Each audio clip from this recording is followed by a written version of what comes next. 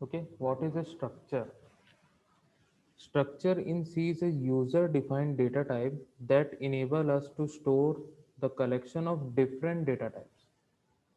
ठीक है, सी प्रोग्रामिंग में स्ट्रक्चर क्या होता है? एक ऐसा यूजर डिफाइंड डेटा टाइप होता है जिसमें हम लोग डिफरेंट डिफरेंट डेटा टाइप्स के कलेक्शन को रखते हैं।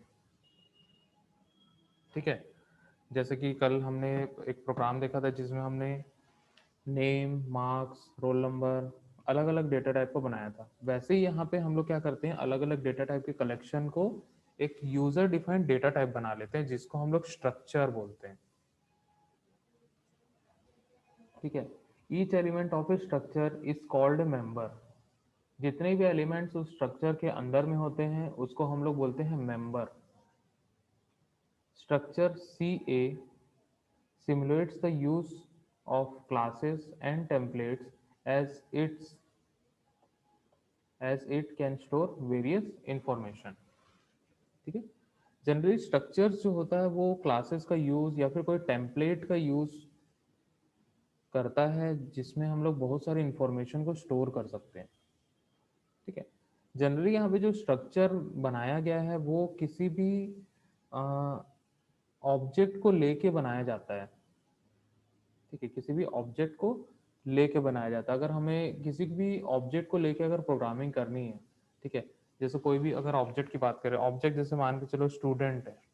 ठीक है, स्टूडेंट हम लोग मान लिए, तो ऑब्जेक्ट स्टूडेंट की कुछ ना कुछ प्रॉपर्टीज होंगी। ठीक है, उसका रोल नंबर हो सकता है, उसका मार्क्स हो सकता है, उसका नेम हो सकता है, उसका ईमेल एड्रेस हो सकता है, या फिर मोबाइल नंबर हो सकता है, एड्रेस हो सकता है। ठीक है, तो ये सारी डिटेल्स जो होती हैं, ये सारी इंफॉर्मेशन जो होती है वो एक स्टूडेंट को डिफाइन करती है। ठीक है, हमने क्या बनाया, मान के चलो एक स्ट्रक्चर बना लिया BCA1। ठीक है, हमने एक स्ट्रक्चर बना लिया BCA1। ठीक है, BCA1 क्या बन गया, एक यूजर डिफाइंड डेटा टाइप बन गया। अब उस यूजर डिफाइंड डेटा टाइप के अंदर बहुत सारे स्टूडेंट्स हैं। ठीक है, 46 स्टूडेंट्स है, तो 46 स्टूडेंट्स के इंफॉर्मेशन तो सेम ही होंगे। सभी के पास नेम होगा, सभी के पास रोल नंबर होगा, सभी के पास एड्रेस होगा, सभी के पास मोबाइल नंबर होंगे, लेकिन इंफॉर्मेशन सबके पास होगा, लेकिन हर एक का इंफॉर्मेशन अलग अलग होगा।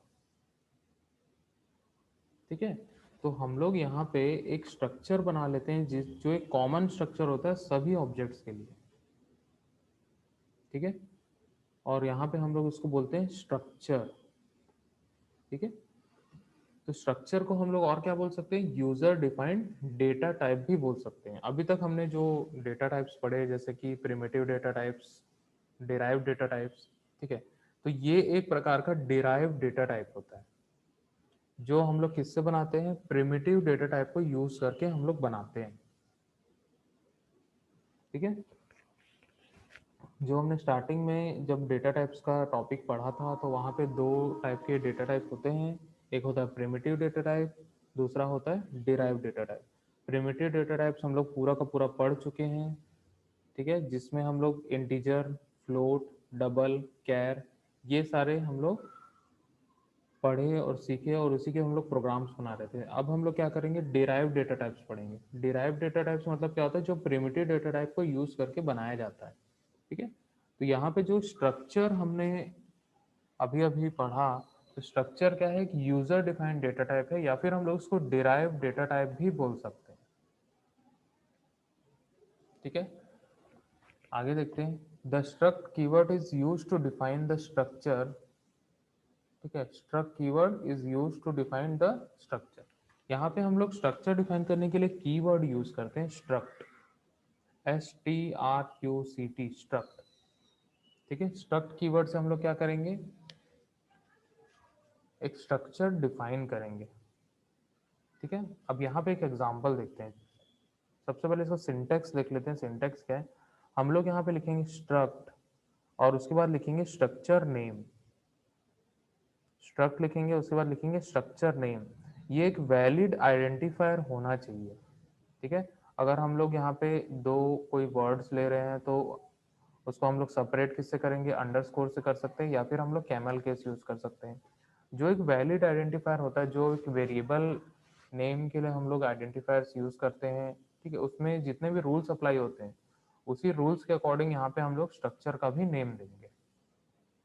ठीक है, फिर कुछ इस प्रकार का ब्रैकेट्स हम लोग को लगाने हैं। ठीक है, उसके बाद हम लोग यहाँ पे मेंबर डिफाइन करते हैं, data type member 1, data type member 2, data type member n। ठीक है, कितने भी n नंबर ऑफ मेंबर यहाँ पे ले सकते हैं।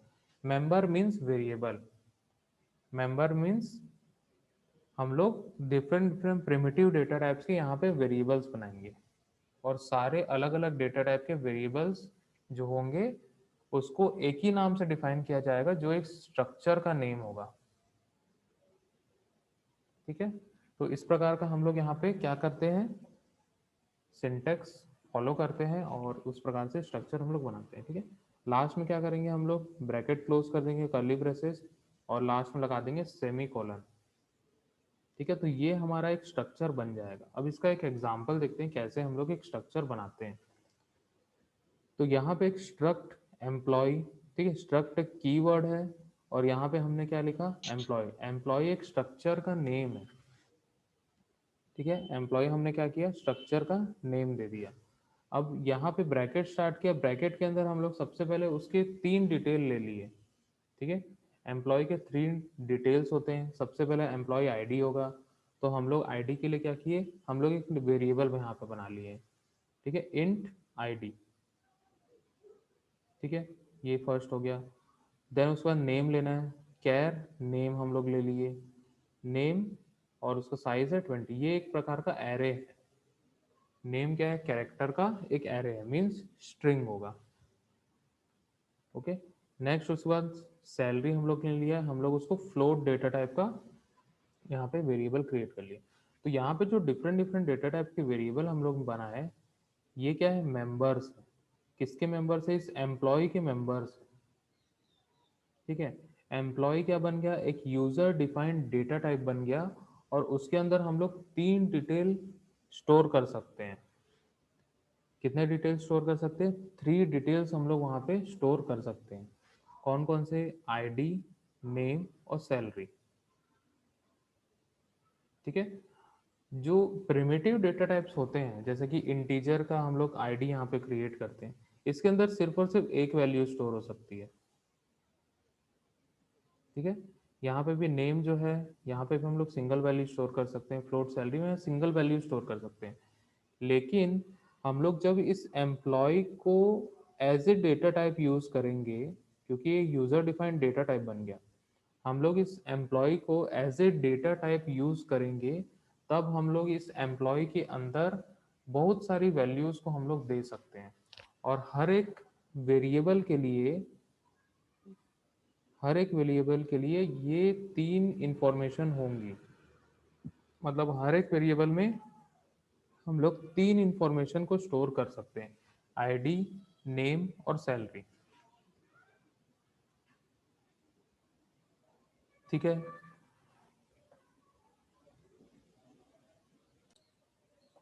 ठीक है, जब भी हम लोग एक स्ट्रक्चर बनाते हैं तो उसका मेमोरी एलोकेशन कैसे होता है, मतलब यहाँ पे जो वेरिएबल हम लोग बनाएंगे, जो इसके मेंबर्स होंगे, उसको मेमोरी कैसे मिलेगी, वो हम लोग देखते हैं आगे। ठीक है, तो यहाँ पे एक डायग्राम है, इस डायग्राम से हम लोग समझेंगे। ठीक है, तो ये यहाँ पे जो ये बॉक्स बॉक्स दिख रहा है, ये मेमोरी है। ठीक है, यहाँ पे ये हमारा एग्जांपल था, स्ट्रक्ट एम्प्लॉय, इंट आईडी, कैर नेम, फ्लोट सैलरी। और यहाँ पे हमने क्या किया, इस ब्रैकेट के बाद ईएमपी नाम से हमने एक वेरिएबल क्रिएट किया। किसका वेरिएबल क्रिएट किया, इस एम्प्लॉय का एक वेरिएबल क्रिएट किया। एम्प्लॉय क्या है, एक यूजर डिफाइंड डेटा टाइप है, और हमने इस जस्ट ब्रैकेट के बाद ही इसका एक वेरिएबल क्रिएट किया। हम लोग वेरिएबल कैसे क्रिएट करते हैं, इसके बाद में ही क्रिएट करते हैं यहाँ पे। ठीक है, इस ब्रैकेट के बाद में, मतलब सेमी कॉलन के पहले और इस ब्रैकेट के बाद में जितने भी हम लोग यहाँ वेरिएबल क्रिएट करना चाहते हैं, कॉमा कॉमा देके हम लोग कर सकते हैं। तो अभी हमने सिर्फ और सिर्फ एक ही वेरिएबल क्रिएट किया है, एम्प्लॉय का। ठीक है, इस ईएमपी का डेटा टाइप क्या होगा, एम्प्लॉय। ईएमपी का डेटा टाइप क्या होगा, एम्प्लॉय। ठीक है, जैसे ये आईडी का डेटा टाइप क्या है, इंट है, वैसे ही इस ईएमपी का डेटा टाइप क्या होगा, ईएमपी वेरिएबल का डेटा टाइप क्या होगा, एम्प्लॉय।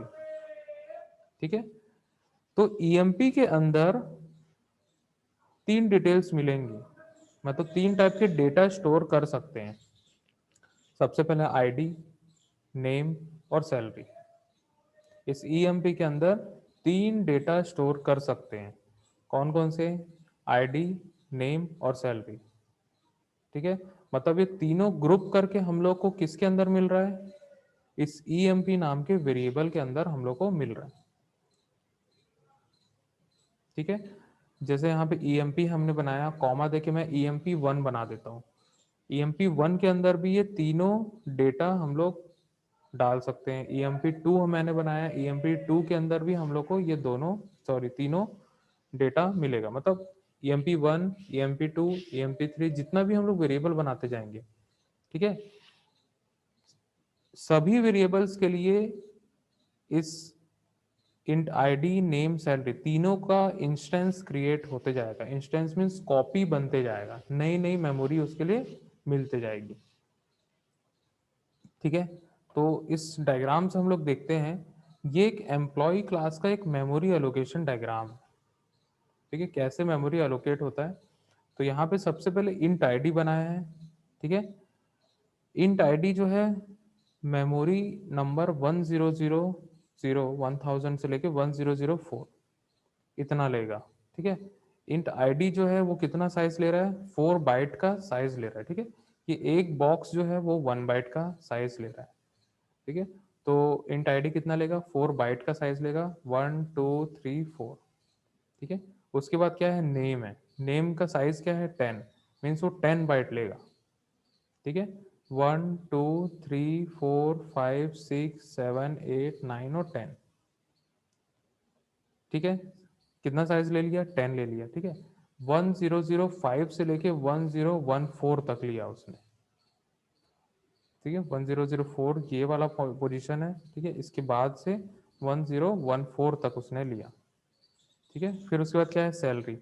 सैलरी क्या है, फ्लोट, ये भी कितना लेगा, 4 बाइट्स का साइज लेगा, और यहाँ पे 4 उसको अलोकेट कर दिया गया, तो 1014 से लेके 1018 तक साइज ले रहा है। ठीक है, तो इस प्रकार से यहाँ पे जो स्ट्रक्चर बनेगा, तो स्ट्रक्चर के लिए भी कंटीजियस मेमोरी अलोकेशन किया जाता है। मतलब जो भी यहाँ पे मेंबर्स हम लोग बनाएंगे, ठीक है, ये एज ए डेटा टाइप एक साथ मेमोरी असाइन कर देगा। ठीक है, अगर हम लोग इस एम्प्लॉय का साइज देखें, यहाँ पे साइज ऑफ अगर एम्प्लॉय करेंगे तो यहाँ पे 4 + 10 + 4 मीन्स 18 बाइट्स का मेमोरी ये ले रहा है। ठीक है, 18 बाइट्स की मेमोरी कंज्यूम कर रहा है। ठीक है, कैसे, साइज ऑफ इंट 4 बाइट है, साइज ऑफ कैर 1 बाइट है, यहाँ साइज हम लोग 10 दिए तो कितना हो जाएगा, 10 बाइट्स हो जाएगा। साइज ऑफ फ्लोट, ठीक है, ये कितना ले रहा है, 4 बाइट ले रहा है, 4 + 10 + 4 कितना हो गया, 18 हो गया। ठीक है, तो टोटल इस एम्प्लॉय डेटा टाइप का साइज क्या होगा, 18 बाइट्स होगा। ठीक है, तो इस प्रकार से एक मेमोरी एलोकेशन होता है, और जो इस स्ट्रक्चर के लिए मेमोरी एलोकेशन होता है वो कंटीजियस मेमोरी एलोकेशन होगा, मतलब कंटिन्यूस होगा। ठीक है, कोई भी बीच में ब्रेक नहीं होगा या रैंडम मेमोरी एलोकेशन नहीं होगा। ठीक है, पूरे मेंबर्स के लिए एक साथ कंटिन्यूस मेमोरी एलोकेशन किया जाता है। ठीक है, here struct is the keyword, employee is the name of the structure, id, name and salary are the members or fields of the structure. ठीक है,